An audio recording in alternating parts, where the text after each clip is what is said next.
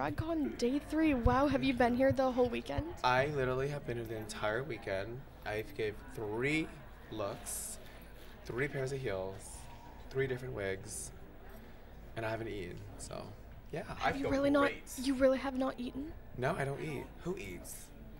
I don't know. People who want energy. What is your secret then to having all this energy? Oh my god, my favorite thing is like a fancy iced caramel macchiato. Okay, I was gonna say, as long as you get coffee in the mix, then that's fine. Okay, then I'm perfect. Yeah, that's fine. That has calories, and I'm sure it has some amount of proteins. So. Just a tiny bit. Just a little bit. What has been your highlight of DragCon so far?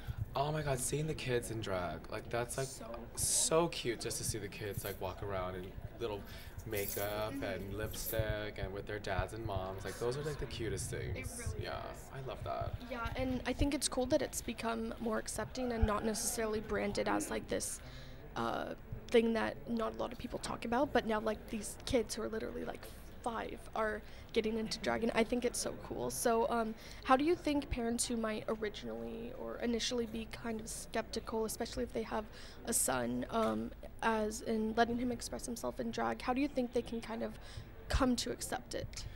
I feel like everyone has their own story, and people come out at different times in life. Like sometimes, you get a parent that doesn't really understand too fast, but I think parents learn to understand slowly, and it's important that we respect that and not rush it because, a lot of people don't know a lot about drag culture and things like that, and sometimes you might get a kid that is like overly expressive and loves drag because he's just probably reading magazines underneath the blankets at night. But I think it's pretty cool. Like I think we're going to come to a time when everyone just accepts each other, and that just comes back to the word love. Yes, and love truly makes the world go round. I mean, the sign outside says everybody say love, and everybody, practice love. I always say love is a verb because it's an action.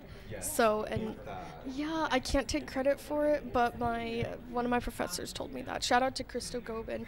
I promise this interview is not going to be me plugging like makeup brands and teachers. It's just how my mind works.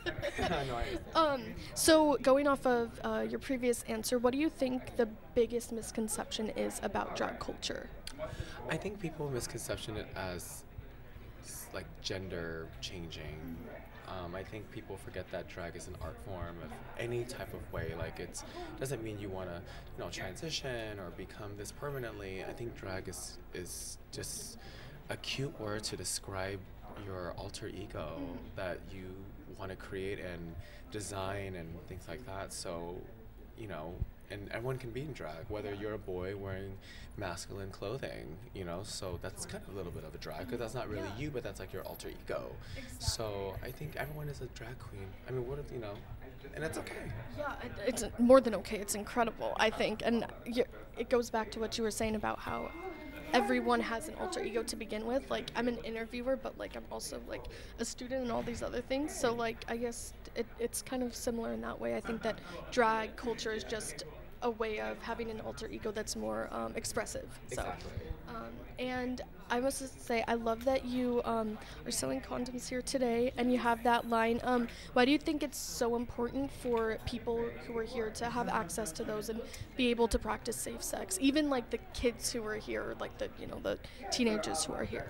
I think it's important because right now we have a lot of brands that are coming out with, things to kind of prevent and things happening, but I'm an old school gal, so I always say strap it, because it's important, like whether you're hetero or homo, it's just one of those things that you gotta kind of be careful, and we always gotta be the solution, like to make the world a better place. So, and it's really up to the person to use it or not, but it's always good to have a helping hand out there because it's you gotta help. Yeah. So. And to have access to them in the first place. And yours are so cute, I must say. So thank you for making them, adorable as well. Thank you. I mean, you gotta make it cute. Yeah, of course. I agree. And we'd love to keep up with all the pictures from DragCon today. I've been going through your Instagram and seeing them all. For everyone else, can you just shout out your Instagram and Twitter links and then any other social media you have? Yeah, absolutely. So my Instagram is Kimora Blac. Twitter is Kimora Blac, and my website to get all my stuff and to see what I'm doing on my daily schedule is kimorasupply.com. Yeah, and I'm a big social media geezer, so I'm always online. My phone's never dead. Yeah, same. I've got 4 portable chargers in my phone. Oh yes, that's so bad. It's really bad. I But only use love one, but I like to have the battery. You never know. You never know. I'll find an outlet so fast. Yeah, They're they're just- kind of taken. And Leslie, I wanted to ask, you are one of the few drag queens who posts out of drag, like on social media, on Instagram specifically. A lot of drag queens don't. So, what made you kind of decide to show both sides of you, if that makes sense? A lot of people know now, but I've always been obsessed with from being a boy to a girl, and I've always been obsessed with the middle of that.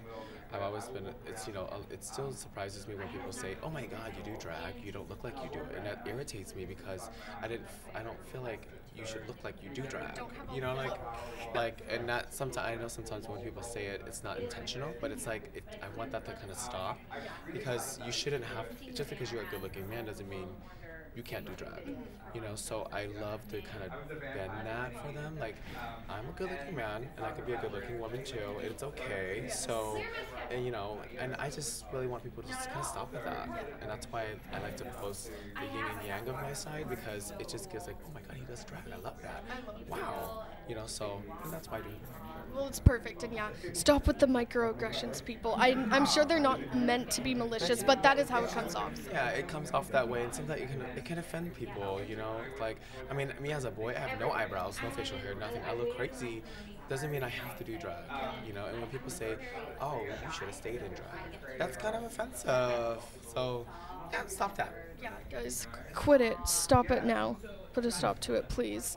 Cool. Well, with that said, thank you so much for your interview. It was so great to meet you. Enjoy the last day of DragCon. Thank you guys too. Thank you for having me. Enjoy.